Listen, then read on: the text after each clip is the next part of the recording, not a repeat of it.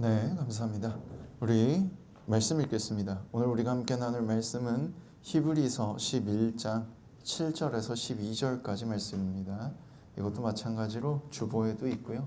화면에도 나오니까 부끄럽더라도 함께 소리내서 읽어주시면 좋겠습니다. 함께 읽겠습니다. 믿음으로 노아는 아직 보이지 않는 일에 경고하심을 받아 경외함으로 방주를 준비하여 그 집을 구원하였으니 이로 말미암아 세상을 정죄하고 믿음을 따르는 의의 상속자가 되었느니라. 믿음으로 아브라함은 부르심을 받았을 때에 순종하여 장래의 유업으로 받을 땅에 나아갈새 갈 바를 알지 못하고 나아갔으며 믿음으로 그가 이방의 땅에 있는 것 같이 약속의 땅에 거류하여 동일한 약속을 유업으로 함께 받은 이삭 및 야곱과 더불어 장막에 거하였으니 이는 그가 하나님이 계획하시고 지으실 터가 있는 성을 바랐음이라. 믿음으로 사라 자신도 나이가 많아 단산하였으나 잉태할 수 있는 힘을 얻었으니 이는 약속하신 일을 미쁘신 줄 알았음이라. 이러므로 죽은 자와 같은 한 사람으로 말미암아 하늘의 허다한 별과 또 해변의 무수한 모래와 같이 많은 후손이 생육하였느니라. 아멘. 오늘 말씀의 제목은 기적입니다. 기적에 대한 얘기를 좀 할 건데, 기적에 대한 얘기를 하려면 믿음에 대한 얘기를 해야 돼요. 믿음에 대한 얘기를 하자면 저번 주에 오신 분들은 기억하겠지만 믿음은 뭐라고요? 내가 세상을 보는 방법입니다. 우리는 믿음으로 세상을 봐요. 세상을 봐서 내가 보고 경험한 걸 믿는 게 아니라 내가 믿고 있는 것을 통해서 세상을 보게 됩니다. 그러면 믿음이 뭐냐? 믿는 마음을 믿음이라고 해요. 믿는 마음. 예를 들어서 이건 저렇다, 저거는 이렇다, 이 사람은 이래 라고 생각하면 우리가 그 사람이 혹 그것과 다른 행동을 하더라도, 아니면 내가 생각하는 그 물건이 내가 생각하는 다른 용도로 누군가 사용하더라도 우리는 그것을 잘 납득하지 못하죠. 우리가 그걸 굳게 믿고 있기 때문입니다. 그런 믿는 마음이 세상을 보는 눈이고, 그리고 동시에 이게 만약에 그냥 믿는 마음이라는 뜻이라고 한다면 사실 그건 우리가 삶을 살아가는 기반, 나의 어떤 전제라고 볼 수 있어요. 세계관이라고도 볼 수 있습니다. 우리는 그걸 좀 더 어려운 말로 신앙이라고 불러요. 그래서 어떤 학자들은 요즘은 종교가 사라지지 않았고, 지금 종교가 사라졌다고 많이들 말하잖아요. 종교가 사라지지 않았고 새로운 종교가 도래했을 뿐이다 라고 말합니다. 무슨 종교게요? 자본주의라는 종교예요. 돈이면 뭐든지 할 수 있어 라고 믿는 사람이 많죠. 바로 그런 걸 우리는 믿음이라고 부릅니다. 내가 살아가는 기반, 삶의 전제가 믿음이라고 한다면, 믿는 마음이라고 한다면, 오늘 성경 속에서 말하는 믿음, 교회에서 말하는 믿음이란 게 도대체 뭘까? 그렇죠? 교회에서 자꾸 다 똑같은 믿음을 가져야 된다는 것처럼 말하잖아요. 그런데 오늘 말씀을 보면요, 교회에서도 서로 약간씩 다른 믿음을 가지고 있는 걸 볼 수 있어요. 우리가 하나님을 믿고 하나님이 우리를 사랑하신다는 사실을 믿고 우리를 구원하셨다는 사실을 믿는 것, 온 세상을 창조하신 분이라는 걸 믿는 것 자체는 똑같은데 어떻게 믿고 있느냐는 조금씩 다르다는 거죠. 노아라는 사람이 먼저 나옵니다. 노아는 대홍수가 일어날 거라고 하나님께서 예언하시면서 야, 네가 저 산 꼭대기에 배를 지어 라고 말을 해서 그 말을 들었던 사람입니다. 산 꼭대기에서 아주 오랜 세월 동안 수많은 사람 그리고 수많은 동물들이 들어갈 수 있는 큰 배를 지어요. 사람들에게 외칩니다. 야, 곧 홍수가 날 거야. 사람들은 노아를 손가락질하죠. 노아가 가졌던 믿음은 그곳에서 버티는 거였습니다. 하나님이 이루어주실 걸 믿고 나는 여기서 시킨 거 하면서 버티는 거예요. 수많은 사람들이 손가락질하고 미쳤다고 해도 내가 하나님이 그렇게 약속하셨으니 내가 믿어야지 라고 믿고 버티는 믿음이었습니다. 그게 노아의 믿음이에요. 그리고 아브라함이라는 사람이 나오는데 아브라함의 믿음은 뭐냐면 하나님이 가라고 하신 그곳으로 가는 겁니다. 친척집, 아버지 집을 떠나서 내가 아무것도 모르는 저곳으로 가는 거예요. 야, 내가 가면 그 땅을 너에게 줄게 라고 하나님이 약속하셔서 그래, 내가 가겠습니다 라고 갔습니다. 노아는 버티는 게 믿음이었고요. 아브라함은 가는 게 믿음이었죠. 그리고 아브라함과 함께 믿음을 나누었던 그의 아들 이삭 그리고 손자 야곱까지도 똑같은 믿음을 공유하면서 하나님이 약속하셨어 라는 믿음, 하나님이 가라고 하셨어 라는 믿음을 가지고 그 땅을 헤매고 돌아다닙니다. 야곱은 약간 더 다른데 히브리서에서는 야곱에 대한 얘기는 여기서는 자세하게 안 나오고 그냥 넘어가고 있어요. 그리고 나서 이렇게 말하죠. 이는 그가 하나님이 계획하시고 지으실 터가 있는 성을 바랐습니다. 하나님이 나보고 거기 가라고 하신 건 뭐라고요?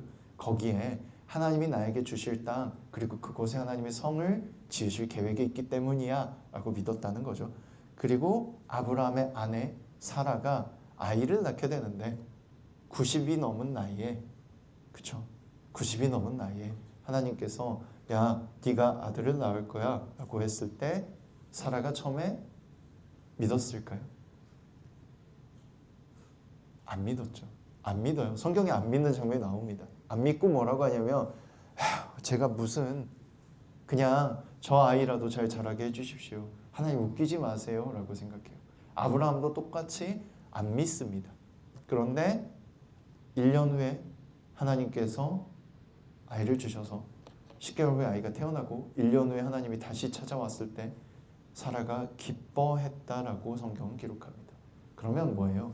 진짜 안 믿었다기보다 이렇게 믿었던 거예요.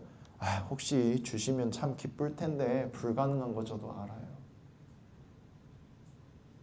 사라의 믿음은 뭐예요? 주시면 기쁠 것 같아요. 가 사라의 믿음입니다. 믿음은 하나님을 믿고 하나님을 사랑하고 하나님이 도와주셨고 창조하셨다는 그걸 믿는다는 건 다 똑같아도 믿음의 모양은 다 다를 수 있어요. 성경 속의 인물들도 믿음의 모양이 다 달랐듯이 우리도 다 다를 수 있어요. 왜? 하나님이 창조하셨다는 사실을 우리가 믿잖아요. 하나님이 우리를 다 다르게 창조하셨죠. 옆에 사람 얼굴 한번 봐요. 나랑 똑같은지. 자기랑 똑같은 얼굴이에요. 거울 보는 것 같아요. 혹시? 그런 사람 하나도 없잖아. 그치? 내가 여자가 아니라서 여자들은 어떻게 생각하는지 잘 모르는데 남자들은 보통 아무리 잘생겼어도 옆에 사람 얼굴 보면 그래도 내가 좀 더 낫다라고 생각하는 경우가 많거든요. 그래서 다 다르게 생겼어요. 마음은 어때요? 성격은? 더 다르죠. 다 다르게 창조하신 이유가 있는 거예요. 그러면 우리가 가진 믿음과 방향, 할 수 있는 것도 다 다를 수밖에 없는 거죠. 그런데 그 다름 속에서 우리는 하나님이 창조하셨음을 믿으면 당연히 다르다는 걸 인정해야 되는데 우리는 그렇지 못해요. 왜? 내 믿음이 틀렸을까 봐 불안하기도 하고 이게 맞을까라는 생각도 들고 그리고 혹은 내가 꼭 맞아야 돼라는 생각에 사로잡혀 있기 때문이기도 해요. 그리고 특별히 우리나라는 아까 제가 말했지만 모두 다 똑같아야 돼라는 환상에 사로잡혀 있기 때문이기도 합니다. 오늘 말씀 속에서 보여주시는 들려주는 각자 다른 믿음의 모양 그리고 하나님 안에 살아가는 그것 삶의 기반이라는 것은 사람마다 다 달라요. 예를 들면 저도 목사가 돼서 여기 서 있고 목사로서 복음을 전하지만 제가 가지고 있는 믿음은 이렇습니다. 나를 살려주신 하나님, 누군가를 살아갈 수 있게 하시는 하나님이야. 그게 제 믿음이에요.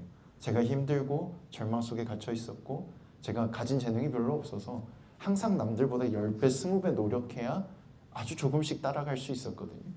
그래서 아무리 해도 안 되니까 어느 순간 지쳐가지고 죽고 싶었던 적이 있었어요.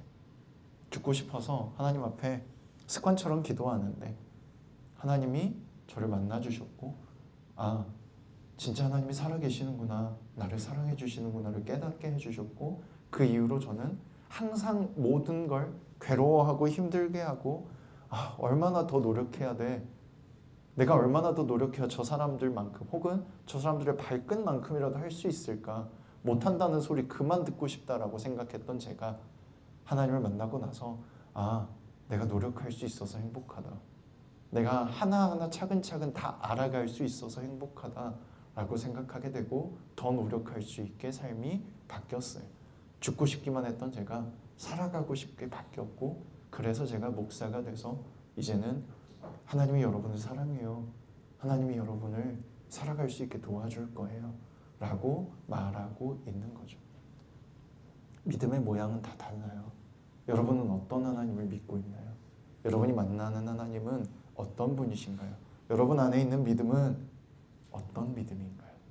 그게 우리의 삶의 기반이 되고 우리의 삶의 방향이 될 거예요. 하나님이 말씀하시는 것, 특별히 오늘 성경에서 말하는 것은 바로 그런 거예요. 믿음을 통해 너희가 어디로 갈지 잘 봐. 하나님이 너와 함께 하시는 걸 믿고 그걸 나아가. 버텨도 되고 따라가도 되고 혹 그냥 기쁠까? 라는 생각만 해도 좋아. 그 믿음을 놓지 않으면 기적이 반드시 일어나. 기적이 반드시 일어나. 이미 가지고 있는 기적을 놓치지 않았으면 좋겠습니다. 기적을 살 수 있으면 좋겠어요. 우리가 하나님 안에서 오늘도 기적을 살아갈 수 있기를 간절히 소망합니다. 기도하겠습니다. 안주 부탁드립니다.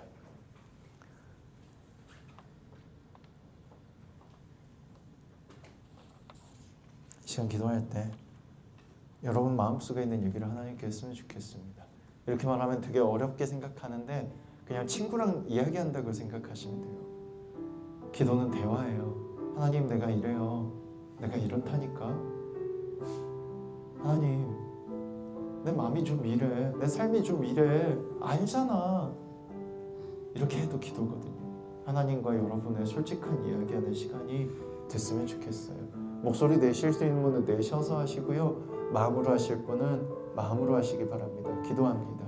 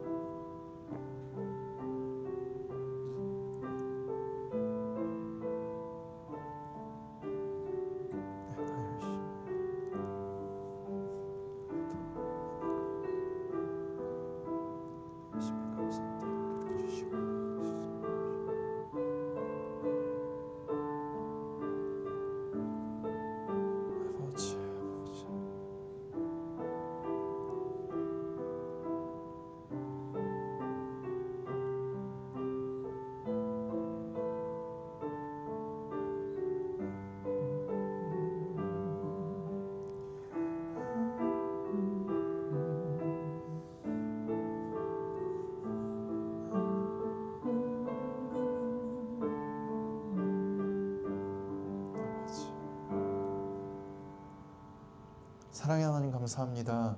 우리의 기도를 들어주시고 우리 곁에 계심을 믿습니다. 우리가 괴로워할 때 함께 괴로워해 주시고 우리가 나아가려 할 때 등을 밀어서 힘을 주심을 믿습니다. 우리가 걸어가지 못할 때 우리의 손을 잡고 괜찮다고 함께 하겠노라고 때로는 업어주시며 때로는 당겨주시는 것도 믿습니다. 이제 기도합니다. 우리 마음에 있는 얘기를 주님께 했습니다. 기도를 들어주시고 함께 해주세요. 더 가까이 다가와 주세요. 하나님과 함께 살며 기적을 살아가는 우리가 되기를 소망하오며 살아계신 예수님 이름으로 기도합니다.